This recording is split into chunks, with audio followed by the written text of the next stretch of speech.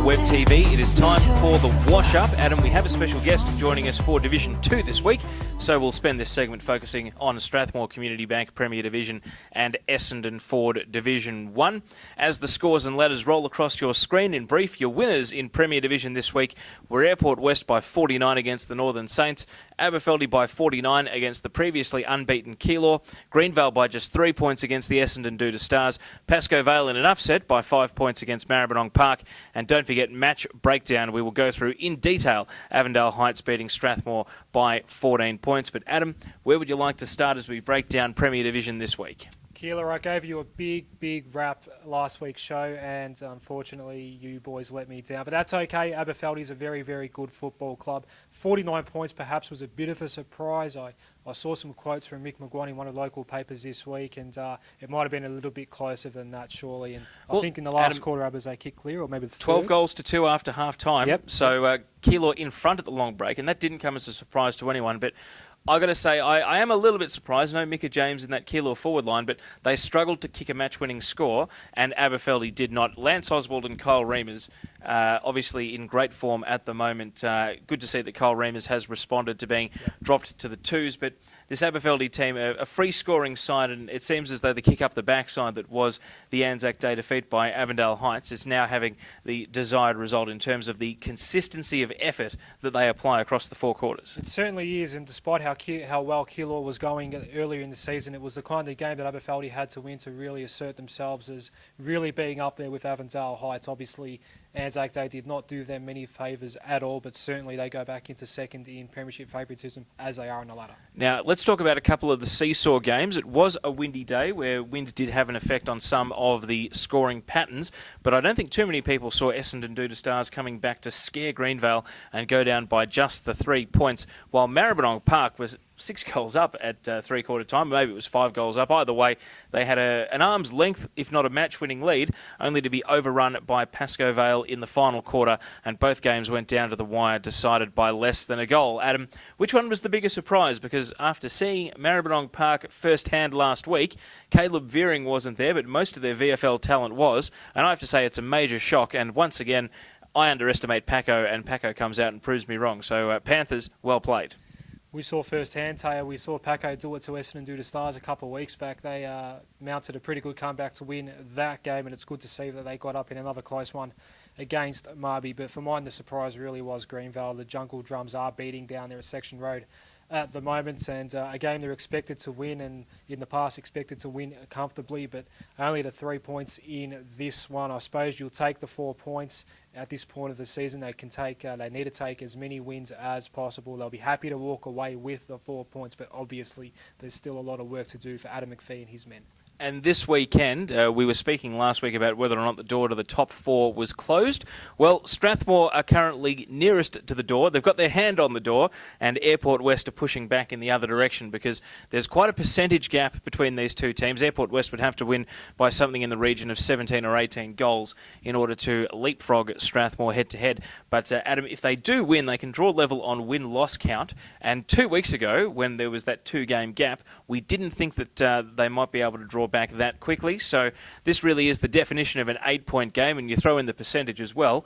I think I might have the calculator out on Saturday afternoon crunching the numbers once again if Airport West was to get up in a bit of an upset there. Yeah, big one, that one. But on a 3-3 record at Airport West at the moment, but let's maybe not count out Pascoe Vale just yet. I know it's going to probably be a monumental effort to perhaps sneak into the top 4 for Paco. It's going to take a lot of improvement, but it does have to be mentioned at the moment they are on exactly the same win-loss record as Airport West, so things are certainly tight in the middle of the ladder.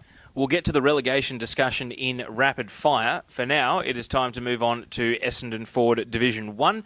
And in brief, your winners, Hillside by 65 over Craigieburn, West Coburg by 11 against Tullamarine, Glenroy by 18 against Oak Park, and West Meadows by 19 against Hadfield. Adam, match of the day was at Glenroy versus Oak Park. It actually followed a pattern of a couple of footy cliches, the team with run in their legs coming over the top to the scoring end, but also the team that squandered the chances for goal being made to pay for it later in the day. Oak Park dominated a solid 10-minute patch of the third quarter, they would have sent 10 shots to within a couple of metres of the goal line. Some were rushed, some were marked, some were cleared without scoring, and 6 in a row went through for behinds, and a lot of the kicks were very gettable. So Glenroy 2 wins in a row, but Oak Park still winless, and they must be wondering where that next win is coming from. Yeah, you've got a feel for Oak Park, and Benny Chapman was good enough to join us in the commentary box after the game, and look, he was upbeat about their prospects. Perhaps they can sneak a win or two in the next couple of weeks. It's an enticing month coming up for Oak Park where they might finally be able to break that duck and get a win. But yeah, Glenroy just a little bit too good. Obviously, they got that first win last week against Hillside. They're just trying to get their season rolling now. It was, again, really important for them to follow that up with a good performance. Lance Whitnell will be happy with getting the win, but certainly Oak Park pushed them for a lot of the game on Saturday. We said in Rapid Fire last week, we put the question out there, was one win enough to get back on the Glenroy bandwagon? And I've got to say that 2 wins, more than enough. I'm putting them right back in the bracket of premiership contenders now. Their good players are playing well.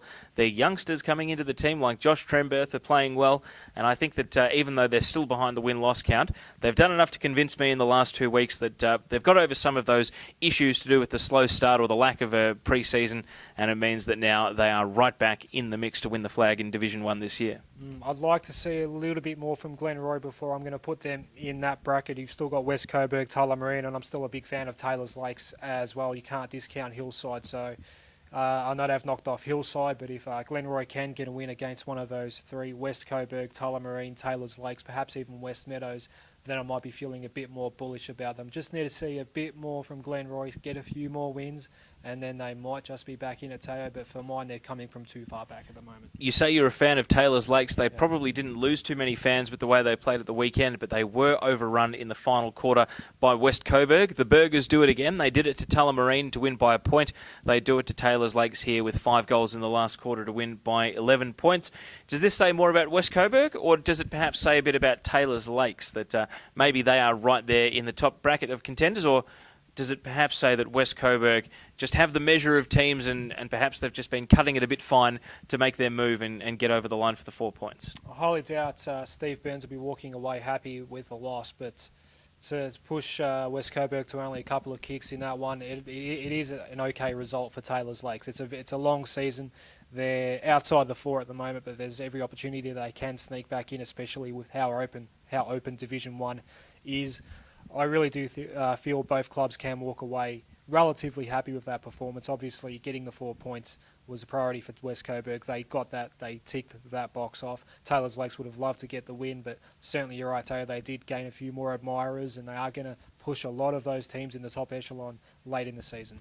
And Hillside, we'd be remiss not to mention a very good win for them. They get a bit of percentage as well. Their percentage was lagging behind some of the other top 4 contenders, so they picked up quite a bit by beating Craigieburn by as much as they did. And Brandon Coletta, 5 more goals, playing exceptionally good football, and you'd suspect the Western Jets might be coming and pinching him back away from the Hillside Sharks before too long. Of course, it was a TAC Cup general bye last weekend, and that's the sort of thing in Division 1 that's going to make a lot of clubs worried, especially when it comes to the Hillside Sharks and the abundance of young talent they seem to have down there. Yeah, I dare say Steve Koloniuk and the Sharks will be hoping that Western Jets don't go too deep into September, and yeah, look, they're a formidable proposition in Division 1 Hillside. We knew that going in.